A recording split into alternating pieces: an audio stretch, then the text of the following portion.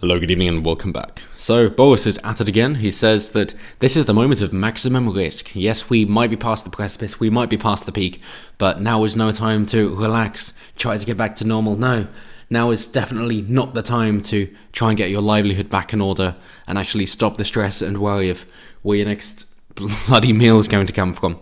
Now is not the time, no, because we've got to, as we'll see with Matt Hancock, we've got to protect your elderly grandmother, the asthmatic children, and your diabetic father.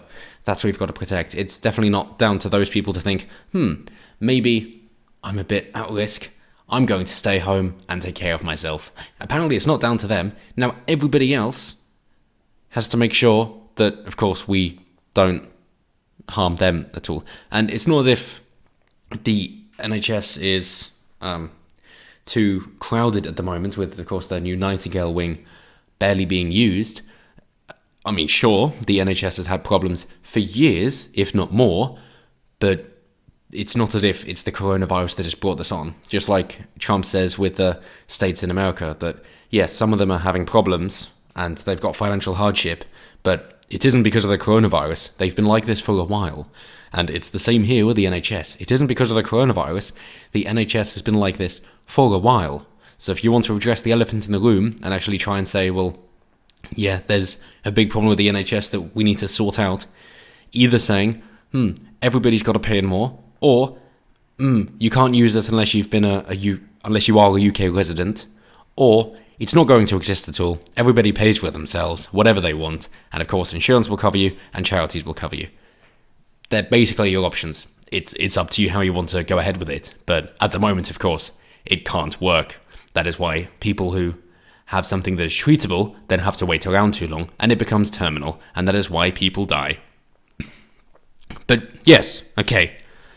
Because of that, because of people dying, there was a compensation payment of £60,000 for the families of frontline NHS and social care staff who die with coronavirus.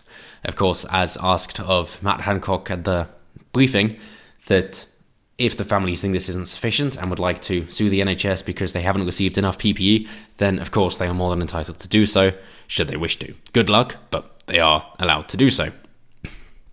So, Boris is of course saying it's too soon to turn things back. We should continue as we are doing and only lift things once we see things better by no hard metric. So, jolly good. But yes, even Matt Hancock here says that the most urgent services such as cancer care and mental health support would be restored first, starting on Tuesday. Yes, the coronavirus is worse than cancer, apparently, and mental health, apparently. It's worse than that. So let's all remember this. So of course, people aren't in much agreement with how things are anymore, with new data coming out with antibody tests, the latest of course being in New York, saying that a quarter of the residents have already had it, and therefore the mortality rate really plummets, in which case people in the UK and the US have of course been getting out more. So in North Yorkshire, they've had people out, and as you can see, it's a huge place. People can easily keep 2 meters apart. They're getting their vitamin D, and that is vitally important, because that is what reduces inflammation of things like the cytokines. And as we know with coronavirus, the main killer is cytokine storms, which is the damage caused in your lungs, and vitamin D can help to reduce that. So it's vitally important that people can get outside, get the fresh air, and actually get some vitamin D, because hey, in Britain, we don't get much of it. So what's the police response to that been? No, of course not. They've issued 61 fines over the weekend to people travelling to the area from West Yorkshire, Lancashire, Cumbria and Kent. Jolly good. Do you wish to question why you're doing this and if it's worthwhile? No, they just keep their head down and go, we're just going to follow the law, even if we don't agree with it. Or maybe they do. Maybe they actually enjoy this increase in power, which is very concerning.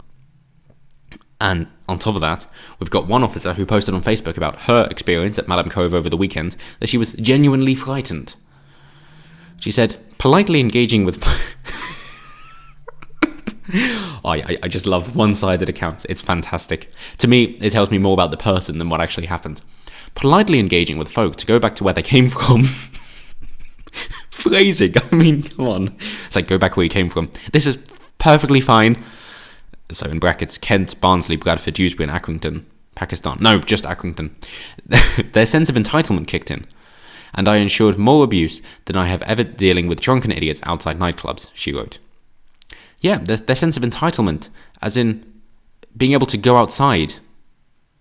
Wow, what a sense of entitlement. Their right to peaceful assembly. Oh, what a sense of entitlement. Their right to be individuals and not be threatened with force should they step outside their home. What entitlement. She said one group had spat on the ground in front of her, another man had held abuse at her in front of his children, and she had to break up one group who decided to have a barbecue on parched ground at the top of Malham Cove. So would these be issues ordinarily? No. Are they keeping their distance? Yes, they are. Is it bad that someone spat on the ground in front of her? Yes, it is. Did they make contact with her? No, they didn't. Fair enough. One man held abuse at her, well, probably just trying to protect his rights, so fair enough. But, of course, I'm going to contrast this with America, because in America, there was a lady who was at a closed playground. There were supposed to be warning signs on the outside. She says that she didn't see them. Various news reports are saying that she took them down, but that hasn't been shown to be true yet or not, so who knows. But this lady was arrested because she allegedly refused to leave a playground area closed by the coronavirus pandemic. So she was there with her 4 children. They were using it. They were still keeping their distance from other people. Police came over and said, you can't do this. And they went, well, what about the people who aren't socially distancing, like those people over there in the park? And yeah, that's fine. You can be in the park. You just can't be here. You're trespassing. And she was finally arrested after many warnings. She said, fine, arrest me. And they did. And so she's been charged with a misdemeanor of trespassing on public property. And they did make a good point in it. Say, okay, well, if I'm paying for this because of my taxes anyway, does that then mean that I get a refund for it? Because I'm not allowed to use it at the moment, but you're still charging me. There was no response. The response from the police was just ask the mayor. That's it. In response to this, of course, there was a 100-strong peaceful protest outside the police officer's home. It doesn't seem to be the right idea. I mean, surely you go more to the mayor. But they did make a point that First Amendment, we've got our right to peaceful assembly, and we will be here. Obviously, they're not social distancing because they don't believe it's such a big problem. And saying that we're not going to be on his property, make sure everybody stays off his yard. There were police out front as well. So let's make sure nobody trespasses on his private property. We're all going to be on the public property, because that's not trespassing, just to voice our complaint that this should not have happened. And we have seen some sheriffs as well coming out saying, hey, we believe in the Constitution. You do have your right to peaceful assembly. Obviously, you got your right to bear arms as well, should you need it against a tyrannical government. And he wishes to protect that and stay out of politics. He's just staying true to the Constitution. So how does the UK and the US compare with these in mind? Well, of course, in the US, that you have your First Amendment, saying Congress shall make no law restricting an establishment of religion, or prohibiting the free exercise thereof, or abridging the freedom of speech, or of the press, or the right of the people peacefully to assemble and to petition the government for a redress of grievances. So, they can't stop it at all. That it limits the action of the government, of Congress, in order to allow people to keep those basic principles of the pursuit of life, liberty, and happiness. That is, of course, the core guiding message from America. And therefore, the government can't impede on it. They believe that the government can't give rights, they can only take them away. And therefore, ideally, any right that you have ordinarily, if you were in the wild, if you're in America, you still have those rights. You have the same rights as you do in the wild as you do in America.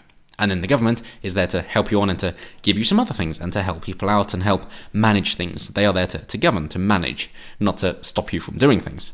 Whereas, of course, in the UK, and that does of course mean that they have a constitutional argument to prevent such arrest from happening. That in the UK, our equivalent is everyone has the right to freedom of peaceful assembly and to freedom of association with others, including the right to form and to join trade unions for the protection of his interests. Wonderful. Right. So the First Amendment says that Congress shall make no law stopping this. So how does Britain compare? No restrictions shall be placed on the exercise of these rights. Fantastic. Other than such are prescribed by law.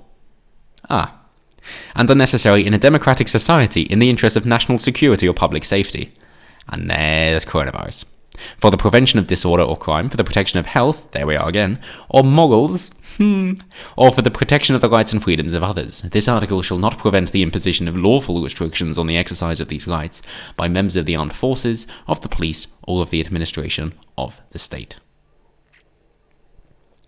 Right. So in America, they're saying, you've got your rights, we can't stop you. That's yours, that's your God-given right. You've got that. In Britain, they say, yeah, you can do things, you can be free, until we tell you can't. So, it's basically what I say goes. You have no basic human rights in the UK. You don't have anything to fall back on. You really don't. It is just what the government says goes. There is nothing that you can fall back on and say, what about this? You could look at the European Human Rights Court if you wish. But good luck with that.